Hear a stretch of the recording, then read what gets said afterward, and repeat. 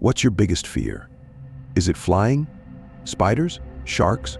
Well, to put it simply, mine are clowns. And here's why. I was a 25-year-old teacher for a local middle school in central Pennsylvania at the time. It was nearing summer vacation, and I had stayed after school to grade some final papers. I was just finishing grading my last paper when I noticed something directly outside my classroom window. It was a clown standing right outside and looking directly at me. My reaction was to laugh at the absurdity. It was a poorly dressed clown with smeared makeup and a bad wig. I honestly thought it was someone trying to be funny but failing miserably. It was all fun and games until the clown grabbed an axe from behind him and wielded it like a firefighter. The clown was spinning the axe in his hands, not breaking eye contact from me inside my classroom. I stopped laughing. There was a crazed look in the clown's eyes that looked sinister. I stopped my grading and went straight to our security team. I told them about the situation, and we rushed outside, but when we got to the front windows of my classroom where the clown was standing, he was gone. I made a report with the security saying that I felt unsafe, and the security team escorted me to my car and watched me drive safely out of the school parking lot. Unfortunately, this is not where my story ends. Later that same night, I was upstairs in my bedroom grading more paperwork. It was well past midnight, and I was about to call it quits for the night when there was a loud banging from downstairs. The bang had sounded like someone had hit my front door with a sledgehammer. I sprinted to my kitchen, grabbed a steak knife, and approached my door. Before I even opened it, I could see the piece of axe blade sticking through to my side. I carefully opened my front door. Outside was dark, and no one was in sight. I made sure the coast was totally clear before I examined what had made that loud noise. Stuck deep in my front door was an axe. I was dialing 911 from my phone when I noticed the axe was holding something else up. It was a note, written in what looked like red paint. In the note was written, "You're the worst teacher ever, and I hope you die." Signed, Billy the Clown. I knew instinctively that whoever was dressed as the clown earlier that day was responsible for this attack. And that's when I realized that I was no longer safe in this area. Police were called and reports were made, but ultimately I decided that I needed to relocate. I was not comfortable knowing this clown stalker knew where I lived. I have my theories of who it could possibly be. When you're a teacher, unfortunately, not every student likes you. I do believe it was one of my disgruntled students from the past, but I have no proof. I moved to a different state altogether. I won't mention state in case my psycho clown stalker reads this. I now live in peace, and there have been no attacks. But still, clowns are my #1 fear.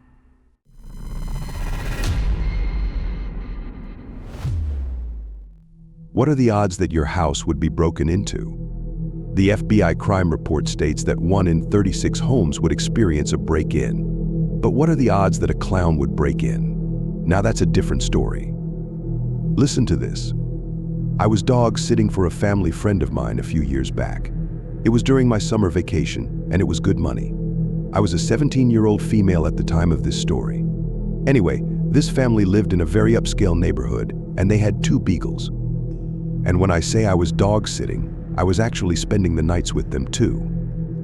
It was a Saturday afternoon in mid-June. I was walking both dogs around the block, minding my own business. I was just cleaning up their number 2s when I suddenly saw a clown standing across the street. I had to squint my eyes to make sure what I was seeing was real. Mind you, it was in the 90s that day and very hot. This clown was dressed in thick layers of wacky clothes and had a full face of paint. I remember my first thought seeing the clown was that he must be dying of heat in those clothes. Nonetheless, the clown and I stared at each other. It was such a bizarre moment for me because, again, my friend's family lives in a very upscale neighborhood, and this clown stood out like a cold sore. I was starting to get nervous the way he was staring when he waved at me. It was a simple slow wave and a slight nod of the head. At this point, both the dogs felt this creepy vibe and started barking at the clown. The clown then put his hands to his mouth like he was giggling. I pulled the dogs by their leashes and told them, "Let's go, we're heading back to the house." I remember when I turned back around, the clown was gone. Honestly, the rest of the day was normal.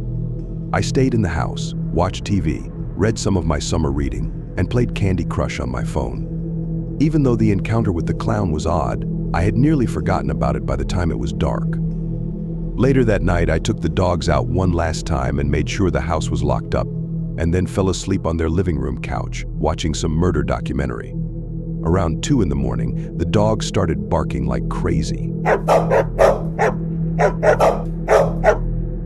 I instantly woke up and went to where they were barking. Both dogs were by the front room windows, their front paws on the windowsill, barking like mad. I told them to shush and calm down, but they wouldn't listen. And that's when I looked out the window. Standing in the driveway were 3 full-grown adults dressed as clowns. They were each holding a red balloon and waving at me gleefully. I ran back into the living room and grabbed my cell phone. I then barricaded myself in the upstairs bedroom while I called my dad. When I was through explaining to him what happened, he said he'd be right over. When my dad got to the house, there were no clowns in sight. I still didn't care and demanded that he take me home. The next morning, I had to explain to our family friends why I left the house in the middle of the night and couldn't feed or walk their dogs the next morning. I was completely honest with them, and they were understanding. They ended up hiring somebody else to finish off the weekend for me. Now, in the beginning of this story, I mentioned the breaking and entering stats. Here's where they come into play. The next day after this happened, I was sitting with my family in our kitchen going over the events of last night when I got a text from an unknown number. I opened the text and have not been the same since. I received multiple photos of me from the night before, sleeping on the couch, like pictures taken directly in front of my face. In horror, I scrolled through all the photos when I found one of me still sleeping and someone making me hold a red balloon. A red balloon like all the clowns were holding last night. That means those clowns broke inside the house last night and took pictures of me sleeping. Hundreds of questions flooded my brain. How did they get in? Did they steal anything? Do I know who they are? Sadly, I'm left with more questions than answers. I was never allowed to dog-sit another family again after this happened. My parents were equally as shocked and disturbed knowing how close their daughter had come to being kidnapped, assaulted, or even worse. I've since deleted those photos and have moved on with my life, though I now have an unhealthy but understandable fear of clowns. Nothing like this has happened since, and I pray to God that it stays that way.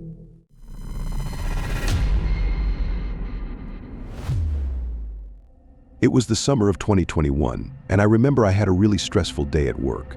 I work in claims at Walmart, and the customers that day made me really want to slam my head into a wall. But that's besides the point. When I was done working mid-afternoon, I decided to drive to this open field near my apartment to calm down and smoke a joint.